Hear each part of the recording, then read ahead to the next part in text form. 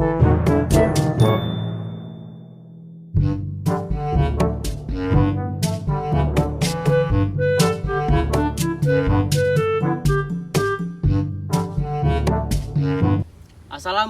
warahmatullahi wabarakatuh. Shalom, Om Swastiastu, Namo Buddhaya, salam kebajikan. Tabik pun. ya pun. Kami dari TPB 48 kelompok 7 ingin memperkenalkan diri.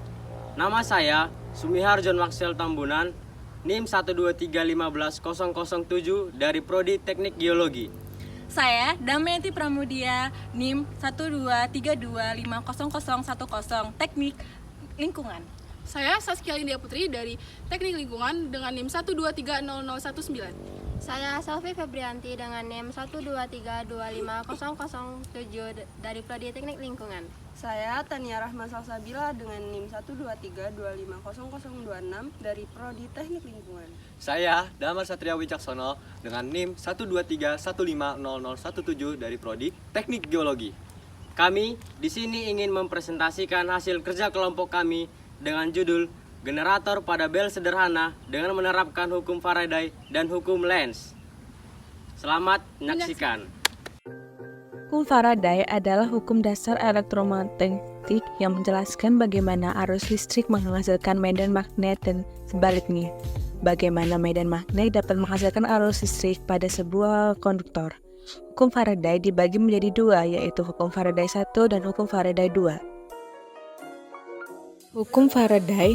Bunyi hukum Faraday 1, massa zat dilepaskan selama elektrolisis berbanding lurus dengan jumlah listrik yang digunakan. Bunyi hukum kedua, massa zat yang dilepaskan pada elektrolisis berbanding lurus dengan massa ekivalen zat itu. Oke, semuanya kita akan lanjut ke slide berikutnya, di mana GGL atau gaya gerak listrik induksi adalah gaya gerak listrik yang dihasilkan di dalam kumparan akibat perubahan medan magnet yang melingkupinya. Artinya, GGL induksi memuat sejumlah flux magnetik. Flux magnetik sendiri merupakan banyaknya garis magnet yang menembus suatu luasan bidang tertentu. Di sebelah kanan pada layar terdapat sebuah rumus gaya gerak listrik, di mana gaya gerak listrik ditandai sebagai volt dijajar dengan jumlah lilitan. Dan dalam sebuah perumusan tersebut, perubahan flux magnetik ditandakan sebagai d theta per dt. Begitu pula rumus dari gaya gerak listrik induksi. Hukum Lenz. Hukum ini membahas tentang arah arus induksi pada kumparan akibat perubahan flux magnetik.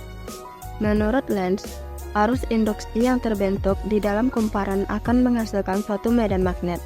Arah medan magnet tersebut berlawanan dengan arah perubahan flux magnetik asalnya. Hubungan hukum Faraday dan hukum Lenz. Hubungan antara hukum Faraday dan hukum Lenz adalah hukum Faraday menjelaskan besarnya GGL yang diinduksikan, sedangkan hukum Lenz menjelaskan arah arus yang diinduksikan berdasarkan arah perubahan flux magnetik. Hukum Lenz merupakan penjabaran lebih lanjut dari hukum Lenz. Apa itu solenoida? Solenoida adalah kumparan helix dari kawat yang terdiri dari banyak loop. Ia bertindak sebagai magnet sementara ketika arus mengalir melalui kumparan kawat. Ini dapat dengan mudah dinyalakan atau dimatikan, tidak seperti magnet permanen. Kekuatan medan magnet yang dihasilkannya dapat bervariasi dengan memvariasikan faktor-faktor seperti jumlah arus yang disuplai ke kumparan, jumlah putaran atau putaran, dan penggunaan inti ferromagnetik. Generator adalah mesin dengan energi gerak mekanik dan mampu mengubahnya menjadi energi listrik elektrik.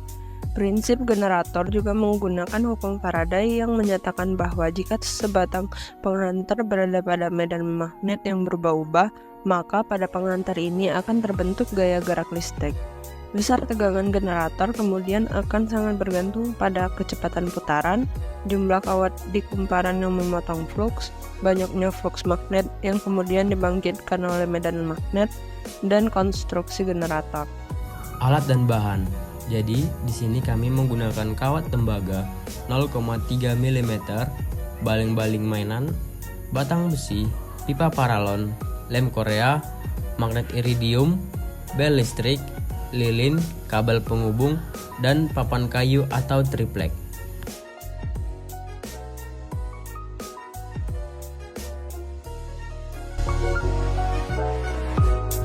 Nah, di sini jangan lupa kita siapkan pipa paralon. Jangan lupa diamplas dulu teman-teman agar tidak menghambat arus induksi. Di sini kita potong triplek dengan bentuk lingkaran sesuai dengan ukuran pipa paralon tadi ya teman-teman.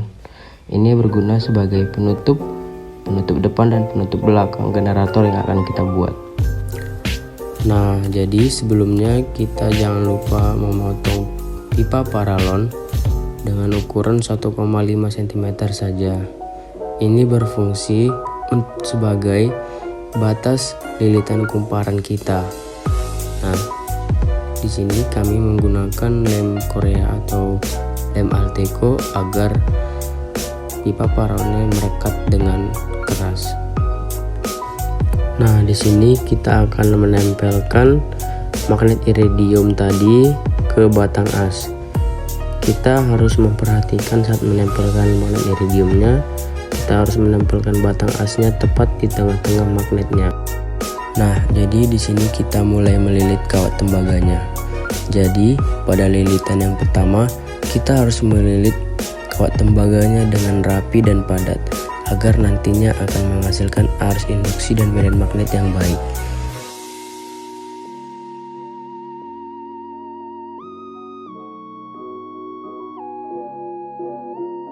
Nah, di sini sebelum kita memasukkan magnet dan batang besi ke dalam kumparan kawat tembaganya, kita memotong terlebih dahulu ujung pipa paralonnya sesuai dengan batas lilitan kawat tadi agar terlihat rapi.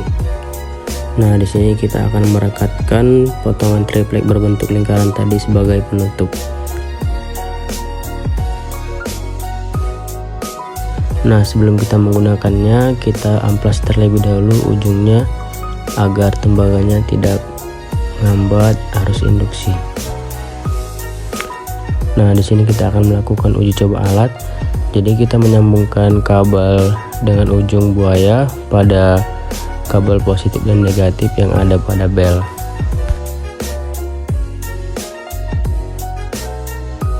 Nah, di sini kita perlu memanaskan alatnya tersebut agar menghasilkan arus induksi yang sempurna.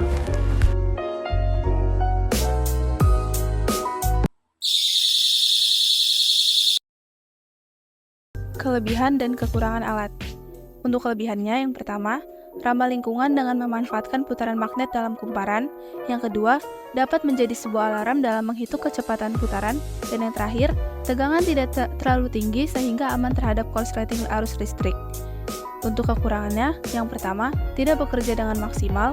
Yang kedua, pembuatan alat yang cukup rumit. Yang ketiga, memerlukan putaran RPM yang tinggi. Dan yang terakhir adalah desain alat yang kurang menarik. Kesimpulan, bel listrik dengan generator magnet tanpa baterai dan dinamo memiliki potensi untuk menjadi alternatif yang lebih berkelanjutan dan ramah lingkungan untuk bel listrik tradisional. Beberapa saran pengembangan dan analisis ke depan untuk teknologi ini seperti membuat perputaran magnet secara otomatis tanpa harus diputar manual dan juga memanfaatkan sensor elektronik untuk mendeteksi putaran magnet secara real time dan menghasilkan bunyi dengan lebih cepat. Sekian dari kelompok kami. Terima kasih karena telah menonton. Jangan lupa like, comment, and share. Terima kasih. Dadah.